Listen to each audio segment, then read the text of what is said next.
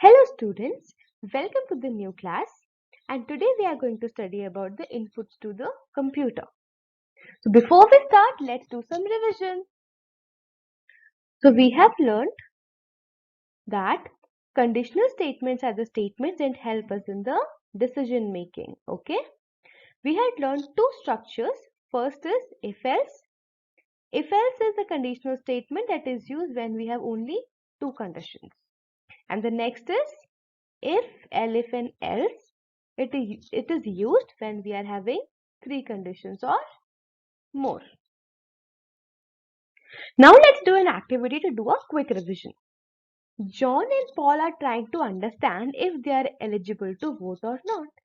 Paul says, John, we can vote only if our age is greater than 18. Okay. Now we have to, what do we have to write? We have to write conditional statement to express the same. So what is the condition here? The condition is if the age is greater than 18, then only anyone can vote. Okay. So first of all, what we will do? We will check if age is greater than 18. And in the logical operator, we have learned this is a greater than symbol. This is a equal to symbol, right? So if the age is greater than 18, so if the age is greater than 18, so this is this is our condition here. We will close our condition is closed. We will close the bracket. Then we can write colon here. Okay. If age is greater than 18, then what do we have to do? We have to do something. Then we will print that you are eligible to vote. Okay. Else, because we can only have two conditions, either the age is greater than 18 or the age is less than 18. Okay, greater than 18 we have handled, or for else what we will do? We have to write print. What do we have to print? Not eligible, not eligible to vote. Okay, so we have checked for the condition here. We have done something. We have used else and we have done something else. So this is how, we structure our thought into the programming statements. Next. So now let's move to the topic for today, which is input in computers. I hope from the first lecture you remember that how do we make potato chips from potato. So we have a potato, then we have a potato peeler that looks something like this, and then we have potato chips. So how do we make potato chips? First of all, we take this potato, we put it into the peeler, and from the peeler we get the potato chips, right? So so whatever is coming inside this is called the input. Okay, here it is getting processed, and whatever is coming outside this peeler, which is the potato chips, this is called the output. Okay, so input is something that what we get inside the processor, and output is what is getting out of the processor. Okay, now let's see how conversation happens with computers, how input output happens with computers. So what happens is computer asks the input from the user. Okay, here user will give some input, then computer will do its processing and it will reply back. It will give us the output. Let's see how input works in Python. So how do you take input from the user in computer? First of all, you create a variable, let's say x is equal to, then you write input. Okay, this will ask the input from the user. Then you will create a bracket and then you ask whatever you want to ask. You will say, what is your name? What is your name? Okay.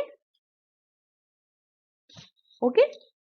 So whatever the user will write, so this is how we have to make the computer to ask things to the user. And how do we program it to do that? We will write this line. Whenever this line is getting executed, it will ask the name, and then user will put the name here. Okay. Now let's do an activity. We have to ask the user to input his name. So what we are going to write? We are going to create a variable x. Then we are going to, because we want to ask for the input, then we can write input. Then we can write what is your name. Okay. So this is how we are going to create the input. Now let's do one more activity. We need to ask the user to input the name of his or her favorite fruit. So again, we will create a variable x or y. You can create any variable. And then you will create input. And then you will write which is your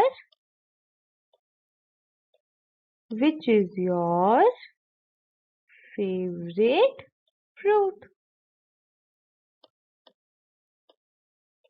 Okay. Next. Now let's do the same voting exercise again. We have to build a program that asks the age of the user and tells if he or she can vote or not. Okay. So first of all, let's make the story. First of all, computer will ask age. Okay. Second, computer will check. What it will check? If age is greater than 18. Okay. And the final step is, if the age is greater than 18, then it will say you are eligible to vote, else it will say you are not eligible to vote. So computer will tell the eligibility. Okay. Now let's code it. Let's see how it looks. First of all, we will be building our story and then we will be coding. Let's see how it looks. So first step is computer will ask the age. Since computer is asking, that means it is asking for the input. So first of all, we will write x is equal to input. Then we are going to say enter your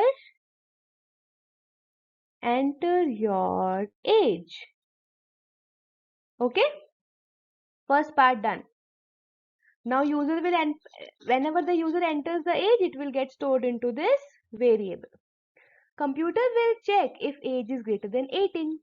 So it will check if, where is the age stored? Age is stored here. So we have to check if x is greater than 18 colon. If the age is greater than 18, then what we have to do? We have to reply something, right? So we will be writing print. How do we reply? We will be printing it. Print, what it will print? You are eligible to vote. Okay. What is the next situation here? Else we will print? It will print you are in colons not eligible to vote. Okay. So now it's homework time. So we need to take the user input across the following and print it. We need to take the input about the name, age, location, favorite food and best friend's name. I hope you have liked the class. So we'll move to the next class with a surprise. Till then, do your homework. See you.